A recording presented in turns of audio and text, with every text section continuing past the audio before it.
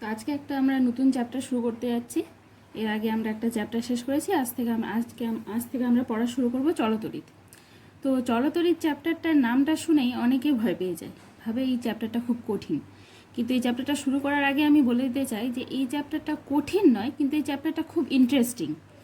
কেউ যদি step by step যেভাবে আমি পড়াবো বা যেভাবে আমি ভিডিওগুলো দেবো সেগুলো স্টেপ বাই স্টেপ দেখো এবং সেই সঙ্গে তোমাদের টেক্সট বুকটা স্টেপ বাই স্টেপ পড়ে নাও, তাহলে এই চ্যাপ্টারটা খুবই খুবই ইন্টারেস্টিং হয়ে উঠবে। খুব সহজ বলবো না, কারণ সব সহজ জিনিস সবসময় ভালো লাগে না। সবসময় অনেক সময় যে সব সহজ জিনিসে যে সবসময় সবার পছন্দ হয় সেটা নয়। ইন্টারেস্টিং জিনিস সহজ জিনিসের থেকে খুব বেশি ভালো লাগার। এই চ্যাপ্টারটা যদি স্টেপ বাই স্টেপ বুঝতে থাকো তাহলে এটা খুব ইন্টারেস্টিং হয়ে যাবে। খুব সহজ না হলেও খুবই ইন্টারেস্টিং হয়ে যাবে। তার জন্য আমি তোমাদের সবাইকে বলছি যে যেভাবে ভিডিওগুলো দেওয়া হবে সেভাবে তোমরা স্টেপ বাই স্টেপ এই চ্যাপ্টারটাকে এই ভিডিওগুলো দেখবে, বুঝবে এবং সেই সাথে তোমাদের টেক্সট বুকটাও স্টেপ বাই স্টেপ পড়ে যাবে। তাহলে চলো শুরু করা যাক। এবার চলতরিৎ এই নামটা থেকে আমরা বুঝতে পারছি যে এই চ্যাপ্টারটা অবশ্যই তড়িৎ নিয়েই হবে। যা কিছু হবে তড়িৎ নিয়ে হবে, এবং সেই তড়িৎটা কি স্থির তড়িৎ নয়, চলতরিৎ, যেটাকে ইংলিশ থেকে বলা হয় কারেন্ট ইলেকট্রিসিটি। চলতরিতের উদাহরণ দিলে সবাই বুঝতে পারবে যে আমাদের বাড়িতে যত রকম সরঞ্জাম আমরা তড়িৎ দিয়ে ব্যবহার করি সবই চলতরিতের মাধ্যমেই চলে। মানে আমরা সুইচ দিই এক জায়গায়, আমরা সুইচ বোর্ডের মধ্যে সুইচ টিপে দিই, কিন্তু ফ্যানটা চলে অন্য জায়গায় বা লাইটটা জ্বলে অন্য জায়গায়। কেন হয়? কারণ সেই সুইচটা দেওয়ার সাথে সাথে সেখান থেকে তড়িৎটা প্রবাহিত হয়ে সে ফ্যানের মাধ্যমে দিয়ে যায় বা সেই লাইটের মাধ্যমে দিয়ে যায়, তাই সেই ফ্যানটা চলতে শুরু করে বা লাইটটা জ্বলতে শুরু করে। তাহলে এখানে যদি চলতরিৎ না থাকতো তাহলে আমি যেখানে সুইচ অন করতাম তড়িৎটা সেখানেই সৃষ্টি হয়ে থেকে যেত, অন্য জায়গায় প্রবাহিত হতো না, তাই আমাদের অন্য জায়গায় কাজগুলো করতে পারতাম না। তো চলতরিৎ কী হচ্ছে, একটা জায়গা থেকে প্রবাহিত হয়ে অন্য জায়গায় যাচ্ছে। এবার এই তড়িৎ জিনিসটা কি, আমরা এবার শুরু থেকে শুরু করি যে তড়িৎ জিনিসটা আসলে কি। যে এই তড়িতের শুরুটা হয়েছিল বহুদিন আগে, সেটা হচ্ছে খ্রিস্টপূর্ব 600 অব্দে। তখন পাইন গাছের আঠাকে বলা হয় অ্যাম্বার। তো পাইন গাছের আঠা, একজন বিজ্ঞানী ছিলেন যিনি পাইন গাছের আঠার উপর পশমের কাপড় হয়, সে পশম দিয়ে ঘষার পর দেখলেন যে ওই পাইন গাছের আঠাটা কি হচ্ছে, যে কাগজের ছোট ছোট টুকরো বা সেরকমই হালকা কোনো জিনিসকে নিজের দিকে আকর্ষণ করতে পারছে। তো এইভাবেই তাহলে এখানে এই ব্যাপারটা কি হচ্ছে, যে ঘষার ফলে ওই আঠাটা ঘষার আগে অবধি আকর্ষণ করতে পারছিল না, কিন্তু ঘষার পরে সেটা আকর্ষণ করতে পারছে। পরে আরও দেখা যায় যে শুধুমাত্র পাইন গাছের আঠাটাকেই নয়, কাচদণ্ড, রজন, এবোনাইট, এরকম অনেক জিনিস আছে যেগুলোকে কোনো কিছু দিয়ে ঘষলে কি হচ্ছে, ওরা অন্য কোনো বস্তুগুলোকে, যেমন কাগজের টুকরো, ছোটো ছোটো কাগজের টুকরো, এদেরকে কি করতে পারছে, আকর্ষণ করতে পারছে। তো এখানে আসলে ব্যাপারটা কি হচ্ছে, বা অনেক সময় তোমরা বাড়িতেও যদি করে দেখতে চাও, সেটা করবে যে শুকনো পরিষ্কার চিরুনি যেটাতে তেল লেগে নেই, এবং শুকনো চুলে চিরুনিটাতে অনেকবার আঁচড়ানোর পর দেখবে যে কাগজের টুকরোগুলো, কয়েকটা কাগজের ছোটো ছোটো টুকরো করবে, সেই চিরুনিটাকে কাগজের টুকরোগুলোর পাশে নিয়ে গেলে দেখবে যে কাগজের টুকরোগুলো চিরুনিটাতে লেগে যাচ্ছে, চিরুনিটার দিকে চলে যাচ্ছে। বা অনেকে হয়তো দেখবে যে শীতকালে সোয়েটার অনেকক্ষণ ধরে পরে থাকলে সোয়েটার খোলার সাথে সাথে গায়ের লোমগুলো সোয়েটারের সাথে সাথে খাড়া হয়ে যায়, গায়ের লোমগুলো সোয়েটার দিয়ে আকর্ষিত হয়ে যায়। তো এরকম অনেক জিনিস আমরা আমাদের ডেইলি লাইফে এরকম কিছু কিছু জিনিস আমরা দেখি। তো আসলে এই জিনিসটা কেন হয়? তো এই প্রত্যেকটা ঘটনার মধ্যে কমন কি আছে? প্রত্যেকটা ঘটনাতেই কমন হচ্ছে ঘর্ষণ। আমরা যখন পাইন গাছের আঠা বা অ্যাম্বারকে যখন পশম দিয়ে ঘষছি তখন সে একই ফল দিচ্ছে, রজন, এবোনাইট বা কাচদণ্ডকে ঘষলে একই ফল দিচ্ছে। আমরা যখন চিরুনি দিয়ে চুল আঁচড়াচ্ছি সেখানেও একটা ঘর্ষণ হচ্ছে, বা আমরা অনেকক্ষণ ধরে সোয়েটার পরে থাকলে আমাদের গায়ের সাথেও সোয়েটারের ঘর্ষণ হয়। তো প্রত্যেকটা জায়গায় কমন হচ্ছে ঘর্ষণটা, ঘর্ষণের ফলেই এই বস্তুগুলোতে এমন কোনো কিছুর সৃষ্টি হয় যার ফলে এই বস্তুগুলো অন্য হালকা বস্তুগুলোকে আকর্ষণ করতে পারে। তো এবার এই জিনিসটা কি সৃষ্টি হয়? এই ঘর্ষণের ফলে যে জিনিসটার সৃষ্টি হয়, কোনো বস্তুতে যে পরিবর্তনটা হয়, সে তখন ওই বস্তুটাকে বলা হয় যে বস্তুটা তড়িতাহিত হয়েছে। বস্তুটার মধ্যে ঘর্ষণের ফলে কি হয়েছে, তড়িতের সৃষ্টি হয়েছে।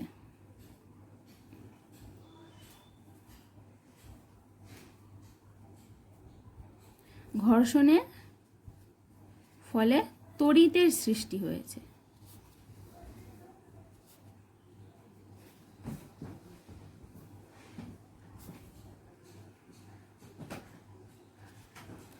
ঘর্ষণের ফলে তড়িতের সৃষ্টি হয়েছে। তাহলে আমরা বুঝতে পারলাম যে এই ঘর্ষণ, যতগুলো উদাহরণ দিলাম প্রত্যেকটা উদাহরণের কমন হচ্ছে ঘর্ষণ, এবং ঘর্ষণের ফলে কোনো বস্তুতে কী হচ্ছে, তড়িতের সৃষ্টি হচ্ছে। তখন ওই ঘর্ষণের ফলে যখন কোনো বস্তুতে তড়িতের সৃষ্টি হচ্ছে তখন আমরা বলবো যে ওই বস্তুটা তড়িতাহিত হয়েছে। ঠিক আছে, তখন আমরা কি বলবো, যে ওই বস্তুটা তড়িতাহিত হয়েছে। এরপর আমরা আরো কয়েকটা জিনিস দেখিনি, তারপরে তড়িতাহিত হওয়ার মানেটা কি সেটা বোঝাচ্ছি। যে প্রথমেই এর আগেও আমি একটা চ্যাপ্টারের উদাহরণ, যে কোনো বস্তু কিভাবে তড়িতাহিত হয় বা কোনো বস্তুর মধ্যে কিভাবে তড়িতের সৃষ্টি হয়। বা আমরা এখানে একটা পরমাণু নিই, আমরা ধরলাম এক্স একটা পরমাণু আছে। এই এক্স পরমাণুর ধরে নিলাম পরমাণু ক্রমাঙ্ক হচ্ছে কত, 12। তার মানে এই এক্স পরমাণুতে ইলেকট্রন সংখ্যা কত, ইলেকট্রন সংখ্যা হয়ে যাচ্ছে 12। প্রোটন সংখ্যা কত,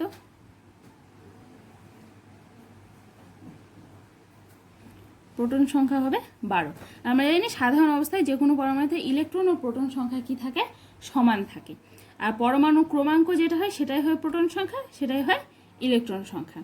তাহলে এই এক্স পরমাণুটাতে ইলেকট্রন সংখ্যা হচ্ছে 12, প্রোটন সংখ্যা হচ্ছে 12। এবার এই এক্স পরমাণু থেকে যদি একটা ইলেকট্রন বেরিয়ে যায়, আমরা পরমাণু যদি গঠন দেখি তাহলে পরমাণু গঠনের মাঝখানে কি থাকে, মাঝখানে থাকে নিউক্লিয়াস। নিউক্লিয়াসের মধ্যে থাকে প্রোটন প্লাস আর থাকে কি নিউট্রন। একটা পরমাণুর মধ্যে 3 ধরনের কণা থাকে, প্রোটন, নিউট্রন এবং ইলেকট্রন, যার মধ্যে প্রোটন এবং নিউট্রনগুলো থাকে কিসের মধ্যে, নিউক্লিয়াসের মধ্যে। প্রোটনটার আধান হয়, লিখে দিচ্ছি, আধানের মধ্যে প্রোটনের আধান হচ্ছে ধনাত্মক বা প্লাস দিয়ে আমরা বলবো। ইলেকট্রনের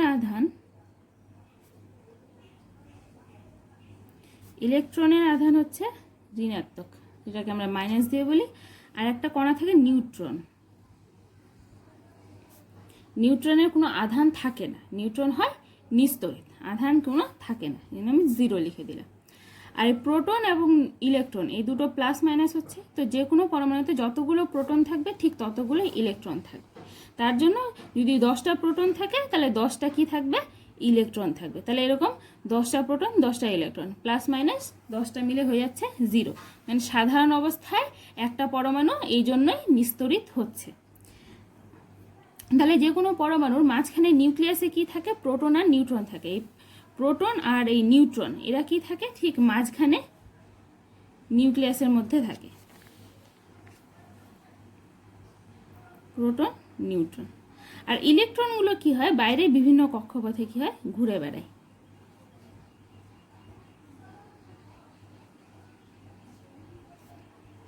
ইলেকট্রনগুলো বাইরের বিভিন্ন কক্ষপথে ঘুরে বেড়ায়।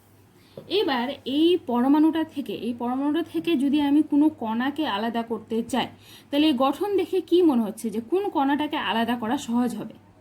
এই গঠন দেখে অবশ্যই মনে হচ্ছে যে বাইরের কক্ষপথে যেহেতু ইলেকট্রনগুলো ঘুরে বেড়াচ্ছে তার জন্য ইলেকট্রনকে এই পরমাণু থেকে সরিয়ে দেওয়া সহজ হবে। বা আমি যদি এখানে কোনো কণাকে যুক্ত করতে চাই তাহলে ইলেকট্রনগুলোকে যুক্ত করলে সেই কক্ষপথগুলোতে দিলেই হয়ে যাবে, কিন্তু প্রোটন আর নিউট্রন সে একদম নিউক্লিয়াসের মধ্যে আছে। তো ক্লাস 10-এ যতগুলো চ্যাপ্টার আছে শুধুমাত্র তেজস্ক্রিয়তা যখন পড়ব তখনই আমরা দেখব যে নিউক্লিয়াস থেকে কিছু বেরোচ্ছে, আদারওয়াইজ নিউক্লিয়াস থেকে কখনোই কিচ্ছু বেরোয় না। আমরা যা যুক্ত করি বা যা বেরোয় সেগুলো সবসময় ইলেকট্রন হয়। একটা পরমাণু থেকে হয় ইলেকট্রন বেরিয়ে যায়, না হলে সেই পরমাণুতে কি হয়, ইলেকট্রন এসে যুক্ত হয়, অন্য কোনো প্রোটন বা নিউট্রনের আদান প্রদান হয় না। তাহলে এখান থেকে আমরা বুঝতে পারলাম যে যখন কোনো পরমাণু তড়িতাহিত হচ্ছে তখন হয় ইলেকট্রন যুক্ত হচ্ছে, না হলে ইলেকট্রন বেরিয়ে যাচ্ছে। এবার আমরা দেখব যে ইলেকট্রন যুক্ত হলে কি হবে এবং ইলেকট্রন বেরিয়ে গেলে কি হবে। এবং এখানে একটা উদাহরণ নিয়েছি এক্স পরমাণুর মধ্যে ইলেকট্রন ধরে নিয়েছি 12, প্রোটন ধরে নিয়েছি 12। এবার এই পরমাণুটা থেকে যদি আমি একটা ইলেকট্রন বের করে দিই মাইনাস ইলেকট্রন দিয়ে দিলাম, একটা ইলেকট্রন বেরিয়ে গেল। তাহলে এখন ইলেকট্রন সংখ্যা কত হলো? এখন ইলেকট্রন সংখ্যা হয়ে গেল, আগে ছিল 12টা, একটা বেরিয়ে গেল, তাহলে 12 মাইনাস 1 হয়ে গেল 12 মাইনাস 1, এখন হয়ে গেল 11। ইলেকট্রন সংখ্যা হয়ে গেল এখন 11। প্রোটন সংখ্যা কত থাকলো? আমি আগে বলেছি প্রোটন নিয়ে সেরকম আদান প্রদান হবে না, তার জন্য প্রোটন আগে 12টা ছিল, এখনও 12টাই থাকলো। তাহলে ইলেকট্রন এখন আছে 11টা, প্রোটন আছে 12টা। তাহলে ইলেকট্রনের হচ্ছে আধান ঋণাত্মক, প্রোটনের ধনাত্মক। তাহলে এখান থেকে আমরা বুঝতে পারছি যে এই দুটোর মধ্যে দেখলে আমরা বুঝতে পারবো, আগের ক্ষেত্রে যেমন ঋণাত্মক এবং ধনাত্মক দুটো একই ছিল, তার জন্য পরমাণুটা নিস্তড়িত ছিল। কিন্তু এখন দেখতে পাচ্ছি যে ইলেকট্রন একটা কি হয়েছে, কমে গেছে, মানে একটা ধনাত্মক বেশি আছে। এখানে 11টা ইলেকট্রন আর এখানকার 11টা প্রোটন মিলে 0 হয়ে যাবে, কিন্তু এখানে তবু একটা প্রোটন বেশি থেকে যাবে, মানে একটা ধনাত্মক আধান বেশি থাকছে। তাহলে এখন এক্সটা কী হবে, সে এক্স পরমাণুটা আর নিস্তড়িত থাকলো না, সে কি হলো, তড়িতাহিত হয়ে গেল। এবং কি তড়িতাহিত হয়ে গেল, এই ঘনটাটার পরে এক্স হয়ে গেল। এখানে এখন একটা যেহেতু প্লাস আধান বেশি আছে, তাহলে এক্স এরকম প্লাস, ঠিক আছে। একটা ইলেকট্রন বেরিয়ে যাওয়ার ফলে কি হলো, ধনাত্মক আধানে তড়িতাহিত হয়ে গেল, তবে সেটাকে একটা যেহেতু ইলেকট্রন বেরিয়েছে, মানে একটা প্রোটন বেশি হয়েছে, তার জন্য এখানে আমি একটা প্লাস দিলাম। যদি দুটো ইলেকট্রন বেরোতো তাহলে এখানে দুটো প্রোটন বেশি হয়ে যেত, দুটো ইলেকট্রন বেরিয়ে কি হতো,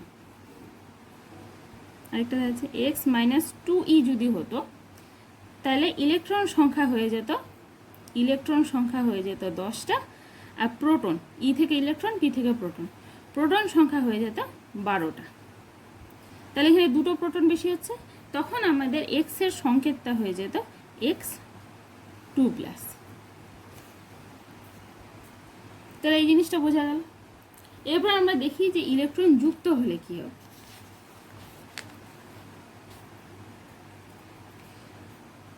একটা ওয়াই পরমাণু নিলাম, ওয়াই পরমাণু ধরে নিলাম পরমাণু ক্রমাঙ্ক 13। তার মানে হচ্ছে এখানে ইলেকট্রন সংখ্যা কত, আমি ই দিয়ে লিখছি, বারবার ইলেকট্রন প্রোটন বানান করে না লিখে ই দিয়ে ইলেকট্রন, পি থেকে প্রোটন, এটা বুঝে নেবে। তাহলে এখানে ইলেকট্রন সংখ্যা এখন কত হলো, ইলেকট্রন সংখ্যা 13, আর প্রোটন সংখ্যা কত, প্রোটন সংখ্যা হচ্ছে 13। কিন্তু এখানে ওয়াই প্লাস আমি এখানে একটা ইলেকট্রন যুক্ত করলাম, এখানে ইলেকট্রনটা বের করে দিয়েছিলাম, এখানে ধরলাম আমি একটা ইলেকট্রন যুক্ত হলো, তাহলে ওয়াই প্লাস ই। তাহলে এখন এই ক্ষেত্রে ইলেকট্রন সংখ্যা কটা হবে, আগে ছিল 13টা আর একটা যুক্ত হলো, তাহলে 13 + 1 এখন হয়ে গেল ইলেকট্রন সংখ্যা 14টা। আর প্রোটন সংখ্যা কত হবে, প্রোটন সংখ্যা আগে যেটা ছিল সেটাই থাকবে, 13টা ছিল 13টাই থাকবে। তাহলে এক্ষেত্রে কি হচ্ছে যে 14টা ঋণাত্মক আধান আছে, 13টা ধনাত্মক আধান, মানে 14টা ইলেকট্রন আছে, 13টা প্রোটন আছে। তাহলে কি বেশি আছে, ইলেকট্রন বেশি আছে। কটা বেশি আছে, একটা বেশি আছে। তার জন্য একটা ইলেকট্রন যুক্ত হওয়ার ফলে ওয়াইটা কী হবে, ঋণাত্মক আধানে আহিত হবে, যেহেতু ইলেকট্রনের আধান ঋণাত্মক, এবং কটা, একটা, যেহেতু একটা ইলেকট্রন যুক্ত হয়েছে। তো অনুরূপভাবে এখানে যদি দুটো ইলেকট্রন যুক্ত হয় তখন হয়ে যাবে 2-। তাহলে এখন বুঝতে পারলাম আমরা যে ইলেকট্রন যুক্ত হলে ঋণাত্মক আধানে আহিত হবে এবং ইলেকট্রন বেরিয়ে গেলে ধনাত্মক হবে।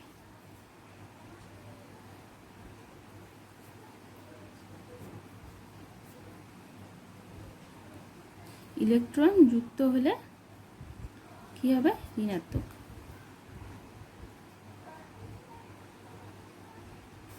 ব্র্যাকেটে মাইনাস, আর ইলেকট্রন বেরিয়ে গেলে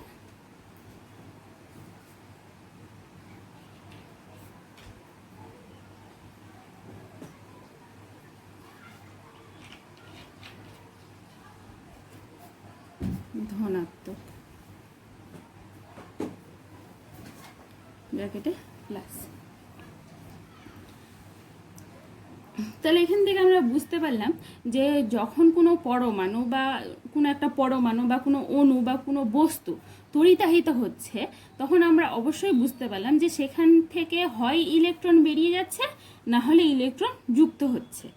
যা কাজবাজ হচ্ছে সবই হচ্ছে ইলেকট্রনের জন্যই হচ্ছে, সেখানে প্রোটন যুক্ত হওয়ার বা প্রোটন বেরিয়ে যাওয়ার কোনো প্রশ্ন নেই। হয় ইলেকট্রন যুক্ত হচ্ছে, ইলেকট্রন যুক্ত হলে ঋণাত্মক আধানে আহিত হবে, আর যদি ধনাত্মক আধানে আহিত হয় তখন আমরা বুঝে যাবো যে এখান থেকে ইলেকট্রন বেরিয়ে গেছে। তাহলে এই জিনিসটা বোঝা গেল। এবার আমি বলি যে যখন ঘর্ষণ হচ্ছে, আমরা আগে কি দেখছিলাম যে ঘর্ষণের ফলে কি হচ্ছিল, তড়িতের সৃষ্টি হচ্ছিল। এবার যখন দুটো বস্তুর মধ্যে ঘর্ষণ হচ্ছে, দুটো বস্তু আমি নিলাম, একটা নিলাম এ বস্তু আর একটা নিলাম আমি বি বস্তু। এবার এই দুটো বস্তুর মধ্যে যদি আমি ঘর্ষণ করি, বি বস্তু দিয়ে এ বস্তুকে ঘষছি, ঘর্ষণের ফলে কি হবে, এই দুটো বস্তুর মধ্যে ইলেকট্রনের আদান প্রদান হবে। একজন ইলেকট্রন ছেড়ে দেবে আর একজন ইলেকট্রন কি করবে, গ্রহণ করবে। তো ঘর্ষণের ফলে যতগুলো উদাহরণ আমরা দেখলাম যে ঘর্ষণের ফলে তো আকর্ষণ করছে, যেমন চিরুনি দিয়ে চুলগুলোকে অনেকক্ষণ আঁচড়ানোর পরে যখন আমরা কাগজের টুকরো পাশে নিয়ে আসছি, তখন কাগজের টুকরোগুলো চিরুনির দিকে লেগে যাচ্ছে। তার মানে কি হচ্ছে, চিরুনিটাতে আধানের আদান প্রদান হয়েছে। ঠিক আছে, তো এ বস্তু এবং বি বস্তু এই দুটোকে আমরা যদি পরস্পরের সাথে ঘষি, তাহলে একটা বস্তু একজন ইলেকট্রন ছাড়বে আর একজন ইলেকট্রন গ্রহণ করবে। ধরে নিলাম আমি এ বস্তুটা ইলেকট্রন ছাড়লো, এ কী করলো, ধরে নিলাম দুটো ইলেকট্রন ছেড়ে দিল। তাহলে এ যখন ইলেকট্রন ছেড়ে দিল, এই ইলেকট্রন ছেড়ে দেওয়ার পর কী হবে, ইলেকট্রন ছেড়ে দিলে কী হবে, ইলেকট্রন বেরিয়ে গেলে ধনাত্মক আধান, তাহলে এ 2+ আধান 2+ হয়ে যাবে। এবার এ যেহেতু ইলেকট্রনটা ছাড়লো, তাহলে গ্রহণ কে করবে, বি গ্রহণ করবে। তাহলে বি কি করলো, এই দুটো ইলেকট্রন এ ছেড়েছিল, বি দুটো ইলেকট্রন গ্রহণ করে নিল। এবার ইলেকট্রন গ্রহণ করলে বা যুক্ত করলে কি হবে, ঋণাত্মক আধান। তাহলে বি হয়ে গেল 2-, যেহেতু দুটো করে হয়েছে ওই জন্য 2+, 2-, তিনটে হলে যা, চারটে হলে যা হবে সেরকম +- হয়ে যাবে। তাহলে এই বস্তু, এই দুটো বস্তুকে যখন পরস্পরের সাথে ঘষলাম, তখন তারা কি হলো, এরকম তাদের মধ্যে ইলেকট্রনের আদান প্রদান হলো। একজন ইলেকট্রন ছেড়ে দিল আর একজন ইলেকট্রন নিয়ে নিল। তাহলে এই বস্তুটা ইলেকট্রন ছেড়ে দিল, সেজন্য সে ধনাত্মক আধানে আহিত হয়ে গেল। বি বস্তুটা ইলেকট্রন নিয়ে নিল, তখন বি বস্তুটা কি হলো, ঋণাত্মক আধানে আহিত হলো।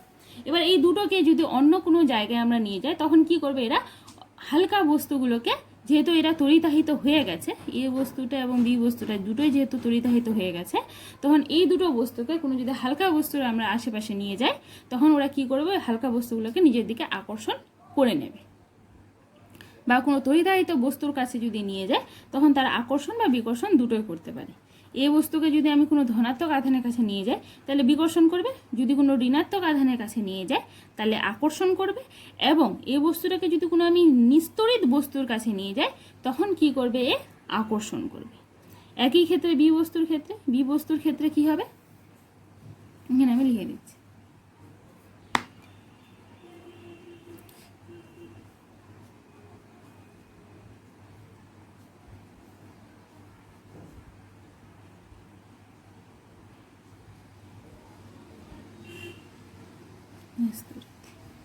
বিয়ের ক্ষেত্রেও একই।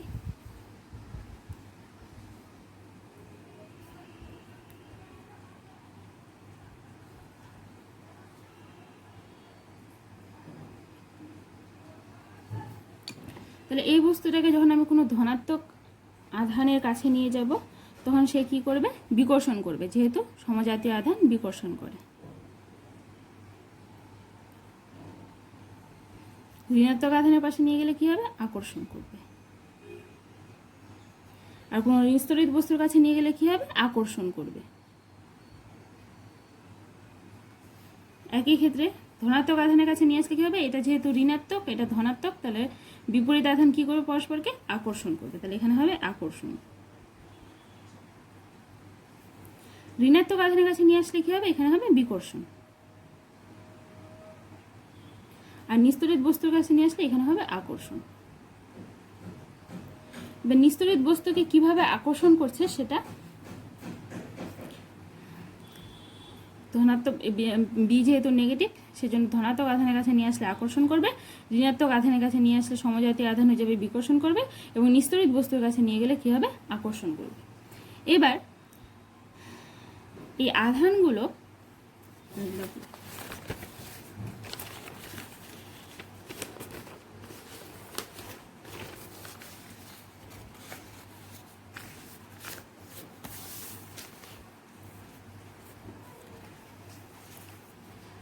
তোমরা এই জিনিসটা সবাই জানবে, যদি না জানো তাহলে আরেকবার বলে দিচ্ছি, শুনে নাও। যে তড়িৎ আধানগুলো কি করে, পরস্পরকে আকর্ষণ বা বিকর্ষণ করে ওদের মধ্যে কাজ করে। ধনাত্মক আধানকে যদি পাশাপাশি নিয়ে আসা হয়, তখন তারা কি করবে, বিকর্ষণ, মানে সমজাতীয় আধান কি করে, বিকর্ষণ করে। ধনাত্মক ধনাত্মক বিকর্ষণ করবে, ঋণাত্মক ঋণাত্মক এই দুটো কি করবে, বিকর্ষণ করবে। ধনাত্মক ধনাত্মক বিকর্ষণ, ঋণাত্মক ঋণাত্মক বিকর্ষণ। কিন্তু যখন আমরা ধনাত্মক ঋণাত্মক বা ঋণাত্মক ধনাত্মক এরকম নেব, এই ক্ষেত্রে এরা কি করবে, আকর্ষণ করবে। ঠিক আছে, এক্ষেত্রে এরা হচ্ছে আকর্ষণ করছে। কিন্তু যখন আমরা কোনো ধনাত্মক তার সাথে নিস্তড়িত কোনো নেব বা কোনো ঋণাত্মক তার সাথে কোনো নিস্তড়িত বস্তু নেব, ধনাত্মকের সাথে কোনো নিস্তড়িত বস্তু বা ঋণাত্মকের সাথে কোনো নিস্তড়িত বস্তু নিলে এরা কি করবে, এরা পরস্পরকে আকর্ষণ করবে। এদের মধ্যে কী হবে, আকর্ষণ বল কাজ করবে। এবং সেই আকর্ষণ বলটা কিভাবে কাজ করছে সেটা এই চ্যাপ্টারেই রয়েছে, কিন্তু পরের দিকে রয়েছে, সেটা তখন পরেই পড়ানো হবে। এখন শুধু এইটুকু মনে রাখো যে ধনাত্মক আধানকে কোনো যদি নিস্তড়িতের কাছে নিয়ে যাওয়া হয় তখন সেটা তাকে আকর্ষণ করার চেষ্টা করবে, এবং ঋণাত্মককে যদি কোনো নিস্তড়িত বস্তুর কাছে নিয়ে যাওয়া হয় তাহলে সেটা কী করবে, আকর্ষণ করার চেষ্টা করবে। বাকি এইদিকে ধনাত্মক ধনাত্মক ঋণাত্মক ঋণাত্মক এরা বিকর্ষণ করবে, আর ধনাত্মক ঋণাত্মক বা ঋণাত্মক ধনাত্মক এরা আকর্ষণ করবে। এটা তো সবাই জানো।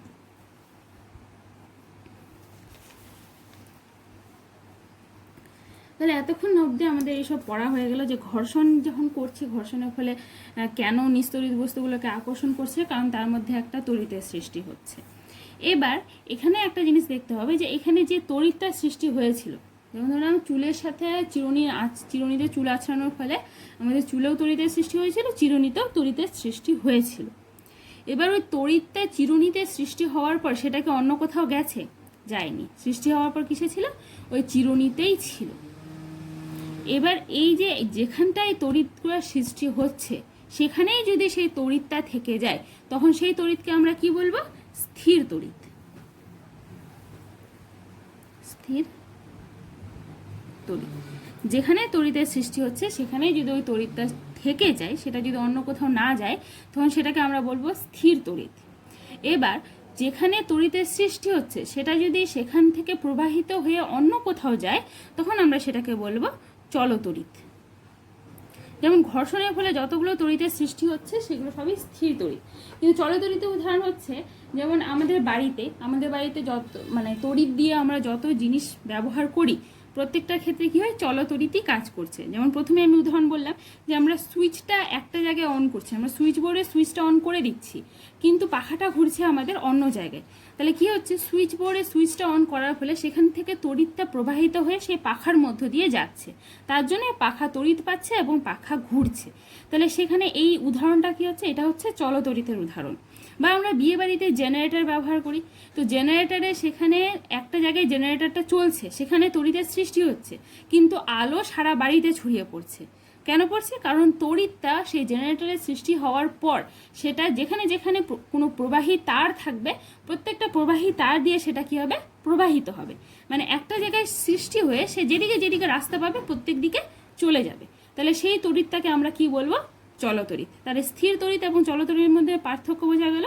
যে তড়িৎটা একটা জায়গায় সৃষ্টি হয়ে সেখানেই থাকবে সেটাকে বলবে স্থির তড়িৎ, এবং যে তড়িৎ একটা জায়গায় সৃষ্টি হয়ে অন্য জায়গায় প্রবাহিত হয়ে যেতে পারবে সেটাকে আমরা বলবো চলতড়িৎ।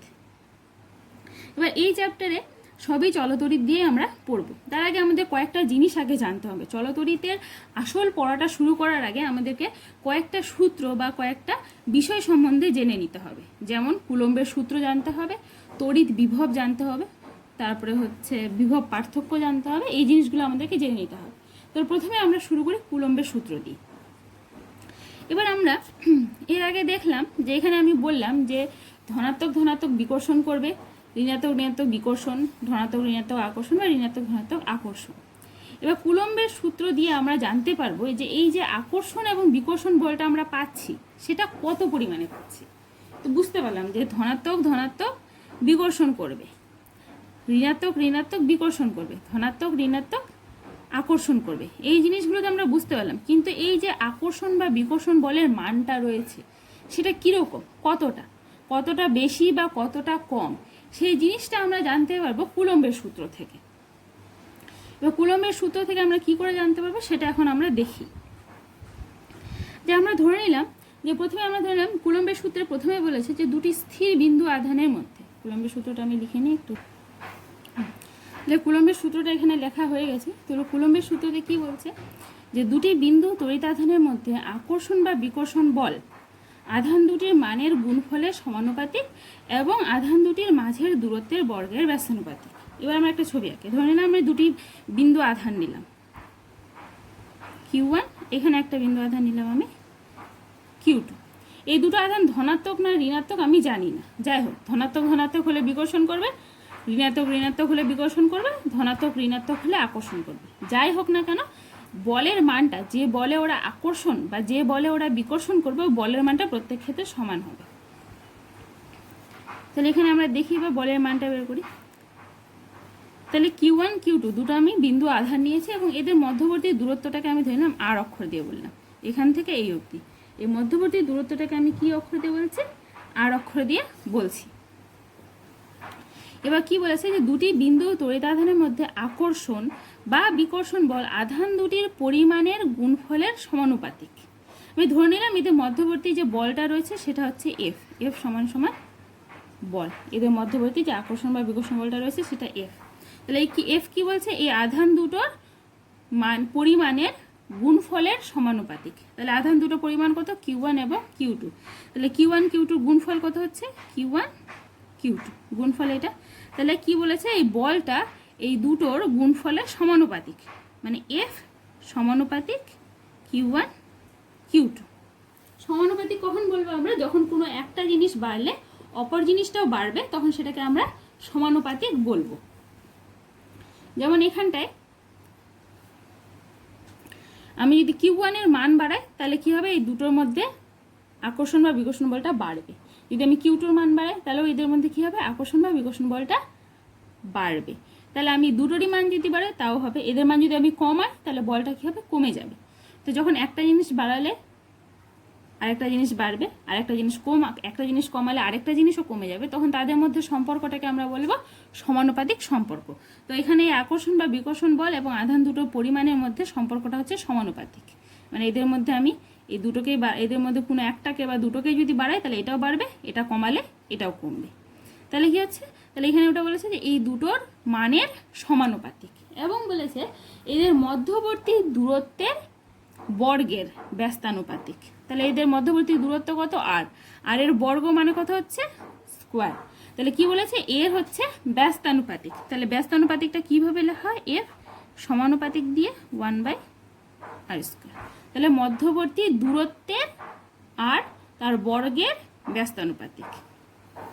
ব্যস্তানুপাতিক মানে কি হচ্ছে, ব্যস্তানুপাতিক মানে হচ্ছে একটা জিনিস বাড়লে আরেকটা কমবে, আর একটা জিনিস কমলে আরেকটা বেড়ে যাবে। যেমন এদের মধ্যবর্তী দূরত্ব, এদের মধ্যে যে আকর্ষণ বলটা রয়েছে সেই আকর্ষণ বলটা কী হবে, এরা যদি পাশাপাশি থাকে তাহলে বেশি আকর্ষণ বল থাকবে, বেশি বলে একে অপরকে টানবে। আর যদি অনেক দূরে চলে যায় তাহলে মধ্যে কী হবে, তাদের মধ্যে বলটা কী হবে, কমে যাবে। যেমন আমরা বাড়িতে চুম্বক অনেকেই দেখেছি, দুটো চুম্বককে যদি আমরা পাশাপাশি রাখি তাহলে ওরা চট করে লেগে যায়, কিন্তু যদি দূরে রাখি, অনেক দূরে রেখে দিই, তাহলে কী হয়, ওরা হয় ধীরে ধীরে আস্তে আস্তে লাগে, নাহলে ওরা কি হয় ওখান থেকে আর লাগতে পারে না। তার ফলে কী হয়, মানে দূরত্বটা যদি আমরা বাড়িয়ে দিই তাহলে তাদের মধ্যে আকর্ষণ বা বিকর্ষণ বলটা কী হয়, কমে যায়। তার জন্য কি হচ্ছে, এটা ব্যস্তানুপাতিক সম্পর্ক আছে। সমানুপাতিক সম্পর্ককে সরাসরি এইভাবে লেখা হয়, ব্যস্তানুপাতিক সম্পর্কটাকে এইভাবে সমানুপাতিক চিহ্ন দিয়ে 1/, দিয়ে লেখা হয়। তাহলে এটা বুঝতে পারলাম যে এখানে F হচ্ছে এদের মধ্যে আকর্ষণ বা বিকর্ষণ বলটা কী হচ্ছে, এই দুটো আধানের পরিমাণের গুণফলের সমানুপাতিক এবং তাদের মধ্যবর্তী দূরত্বের বর্গের ব্যস্তানুপাতিক। তাহলে এটা কুলম্বের বলেছে, কুলম্বের সূত্র হচ্ছে এটাই। এবার এই দুটো যে সম্পর্ক রয়েছে সমানুপাতিক এবং ব্যস্তানুপাতিক, এই দুটোকে যদি কম্বাইন করে দিই তাহলে আমরা লিখবো এইভাবে, F সমানুপাতিক Q1 Q2/r²। এবার সমানুপাতিক চিহ্ন দিয়ে আমরা বুঝতে পারি যে এদের মধ্যে সম্পর্কটা কীরকম, কিন্তু আমরা যদি অ্যাকচুয়ালি এই বলটার মান বের করতে চাই তাহলে এই সমানুপাতিক চিহ্নটা তুলে আমাদেরকে কি করতে হবে, সমান সমান চিহ্ন দিতে হবে। এবার সমান সমান চিহ্ন আমরা দেওয়ার জন্য, সমানুপাতিক চিহ্নটা তুলে সমান সমান চিহ্ন দেওয়ার জন্য আমাদেরকে কি করতে হবে, একটা ধ্রুবক নিয়ে আসতে হবে। মানে F সমান সমান নিলাম আমি একটা K ধ্রুবক Q1 Q2/r², যেখানে K হচ্ছে সমানুপাতিক ধ্রুবক।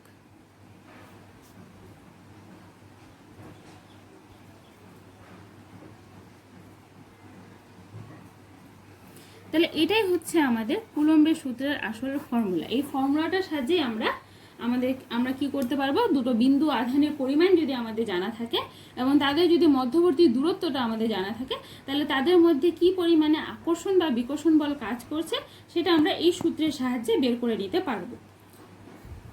তাহলে মানটা বের করলাম। এবার আকর্ষণ ও বিকর্ষণ বলের দিকটা আমরা আগে পড়েছিলাম, ভেক্টর চ্যাপ্টারে পড়েছিলাম ক্লাস 9-এ, যে বল হচ্ছে একটা ভেক্টর রাশি, মানে এর মান এবং অভিমুখ দুটোই থাকবে। তাহলে মানটা তো আমি পেয়ে গেলাম কুলম্বের সূত্র থেকে। তাহলে অভিমুখটা কি? অভিমুখটা বলছে যে কুলম্বের সূত্রে বলা আছে যে এদের হচ্ছে যে পরস্পর কি হচ্ছে, এরা তাদের সংযোজক সরলরেখা বরাবর এদের আকর্ষণ বা বিকর্ষণ বলটা কি হবে, কাজ করবে। সংযোজক সরলরেখা কোনটা? এটা এই যে দুটো যে যুক্ত হয়েছে যে সরলরেখা দিয়ে, এটাই হচ্ছে এদের সংযোজক সরলরেখা। তো যদি আকর্ষণ বল কাজ করে তাহলে এই Q1টা এই সরলরেখা বরাবর Q2কে টানবে, Q2টাও আকর্ষণ করলে এই সরলরেখা বরাবর Q1কে টানবে। যদি বিকর্ষণ করে তাহলে এই সরলরেখা বরাবরই পরস্পরকে কি করবে, দূরে ঠেলে দেবে। তাহলে এদের এই বলটা কি হচ্ছে, এই সরলরেখা বরাবর কাজ করছে। তাহলে দিকটা বুঝলাম। এবার এখান থেকে আমরা এই মানটা বের করার আগে কেটা কি, কে হচ্ছে সমানুপাতিক ধ্রুবক সেটা আমরা জানলাম, কিন্তু কে এর মান কীরকম সেটাও আমাদেরকে জানতে হবে, নাহলে এখানে আমরা মানটা বসাতে পারবো না এবং এর ভ্যালুগুলো আমরা বের করতে পারবো না। তাহলে কে এর মান কি, এবার আমরা সেটা দেখব।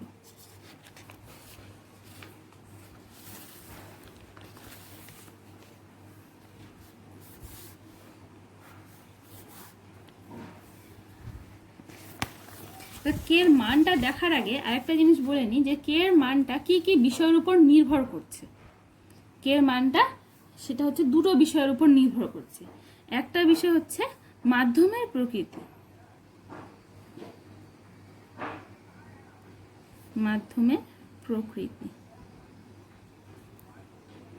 মাধ্যমের প্রকৃতি বলতে এখানে কি বোঝাচ্ছে? মাধ্যমের প্রকৃতি বলতে এই যে আধান দুটোকে আমি নিয়েছি, এই আধান দুটোকে যে আছে, এই আধান দুটো কি মাধ্যমে আছে। যেমন আমি এখানে পেপারের উপর যদি দুটো আধান রাখি, তাহলে এটাকে আমরা কি বলবো, যেহেতু বাতাসের মধ্যে রয়েছে, বায়ুর মধ্যে রয়েছে, তার জন্য আমরা বলবো যে এটা বায়ু মাধ্যম। যদি দুটো আধানকে আমি জলের মধ্যে ডুবিয়ে দিই, তখনও তাদের মধ্যে আকর্ষণ বা বিকর্ষণ বল কাজ করবে, তখন সেই মাধ্যমটাকে আমরা বলবো জল মাধ্যম। সেরকম সেটাকে যদি আমি কোনো তেলের মধ্যে ডুবিয়ে দিই, তখনও তাদের মধ্যে আকর্ষণ বিকর্ষণ বল কাজ করবে, তখন সেটাকে আমরা বলবো তেল মাধ্যম। বা এটাকে যদি আমি একদম মহাশূন্যে নিয়ে চলে যাই, চাঁদে নিয়ে যাই, যেখানে কোনো বায়ু নেই, সেখানে পুরো শূন্য স্থান, তো সেখানে দুটো আধানকে যদি আমি রাখি, তাদের মধ্যেও আকর্ষণ বা বিকর্ষণ বল কাজ করে, তো তখন সেই মাধ্যমটাকে আমরা বলবো শূন্য মাধ্যম। তো এইটাই হচ্ছে মাধ্যম, যেখানটায় আমরা ওই আধানগুলোকে রাখছি। তাহলে মাধ্যমের প্রকৃতি, এটাকে যদি আমি বায়ু মাধ্যমে রাখি, শূন্য মাধ্যমে রাখি, জল মাধ্যমে রাখি, তেল মাধ্যমে রাখি, বা অন্য যে কোনো মাধ্যমে রাখি, তো এই মাধ্যমের উপর এই কে এর মানটা নির্ভর করছে। প্রত্যেকটা মাধ্যমে কি হচ্ছে, মাধ্যম টু মাধ্যম কে এর মানটা ডিফারেন্ট হবে। প্রত্যেকটা মাধ্যমে কে এর মানটা কি হবে, আলাদা আলাদা হবে। তাহলে এটা হলো। আরেকটা হচ্ছে যে এককের উপর নির্ভর করছে। এককের উপর কীভাবে নির্ভর করছে, যে এই বাকি যে এখানে যে রাশিগুলো রয়েছে, আধান, দূরত্ব, বল, এই রাশিগুলোকে আমি কি এককে নিচ্ছি, এদের এককগুলো আমি কোন পদ্ধতিতে নিচ্ছি, সিজিএস পদ্ধতিতে নিচ্ছি নাকি এসআই পদ্ধতিতে নিচ্ছি। সিজিএস পদ্ধতিতে নিলে কে এর মানটা একরকম হবে, এসআই পদ্ধতিতে নিলে কে এর মানটা আরেক রকম হবে। তাহলে আমরা বুঝতে পারলাম যে মাধ্যমের প্রকৃতির উপর কে এর মানটা নির্ভর করছে এবং এই এককের উপর কে এর মানটা নির্ভর করছে, কোন পদ্ধতিতে নিলে কে এর মানটা কীরকম হবে। চলো এটা এবার আমরা দেখি।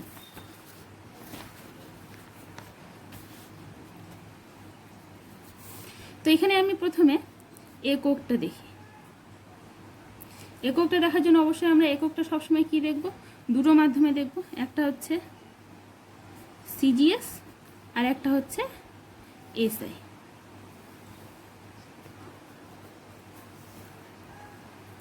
তো সিজিএস পদ্ধতিতে যদি আমি কে এর মান দেখি, তো প্রথমে আমি শূন্য মাধ্যমে দেখি, শূন্য মাধ্যমে সিজিএস পদ্ধতিতে কে এর মান হচ্ছে 1। ঠিক আছে, তাহলে শূন্য মাধ্যমে সিজিএস পদ্ধতিতে কে এর মান হচ্ছে 1। আর এমনি বায়ু মাধ্যম,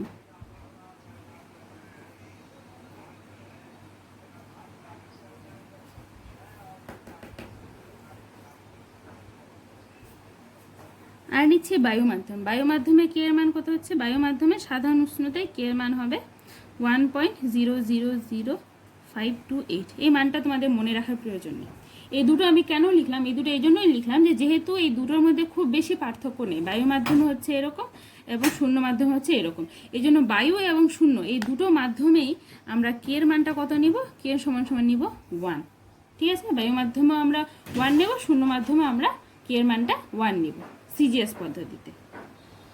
তো এসআই পদ্ধতিতেও একই হবে, বায়ু মাধ্যম হোক বা শূন্য মাধ্যম হোক, কে এর মানটা আমরা বায়ু এবং শূন্য মাধ্যমের ক্ষেত্রে একই নেব। শূন্য মাধ্যম বা বায়ু মাধ্যম, এই দুটো ক্ষেত্রে আমরা কে এর মানটা কি নেব? এসআই পদ্ধতিতে কে এর মানটা এসআই পদ্ধতিতে নেব 9 × 10⁹। তাহলে এই মানটা মনে রাখতে হবে, অঙ্ক করার ক্ষেত্রে আমাদের কাজে লাগবে, এই মানটাও মনে রাখতে হবে। তাহলে বায়ু মাধ্যম এবং শূন্য মাধ্যম, এই চ্যাপ্টারে শুধুমাত্র বায়ু এবং শূন্য মাধ্যম রয়েছে, আরও কিছু মাধ্যম রয়েছে যেখানে কে এর মানটা আলাদা হয়। তো আমাদের ক্লাস 10-এর চ্যাপ্টারের জন্য শুধু এই দুটো মানই লাগবে, অন্য মাধ্যমগুলো আমাদের এখন লাগবে না। তাহলে এই দুটো মান আমাদের মনে রাখতে হবে যে সিজিএস পদ্ধতিতে বায়ু বা শূন্য মাধ্যমে কে এর মান হচ্ছে 1 এবং এসআই পদ্ধতিতে বায়ু বা শূন্য মাধ্যমে কে এর মান হচ্ছে 9 × 10⁹। ঠিক আছে, তাহলে এখান থেকে এখানে যদি আমি এবার কুলম্বের সূত্রটা যদি এবার এখানে লিখি, তাহলে এক্ষেত্রে কি হবে? কুলম্বের সূত্রটা হয়ে যাবে F = কে এর মান যেহেতু 1, তাহলে এখানে হয়ে যাবে Q1 Q2/r²। আর এখানে এসআই পদ্ধতিতে তাহলে কি হয়ে যাবে? F = এখানে কে এর মান কত? 9 × 10⁹ ইন্টু হয়ে যাচ্ছে এখানে Q1 Q2/r²। তাহলে এসআই এর পদ্ধতির ক্ষেত্রে এরকম হয়ে যাচ্ছে, সিজিএস পদ্ধতির ক্ষেত্রে এটা হয়ে যাচ্ছে।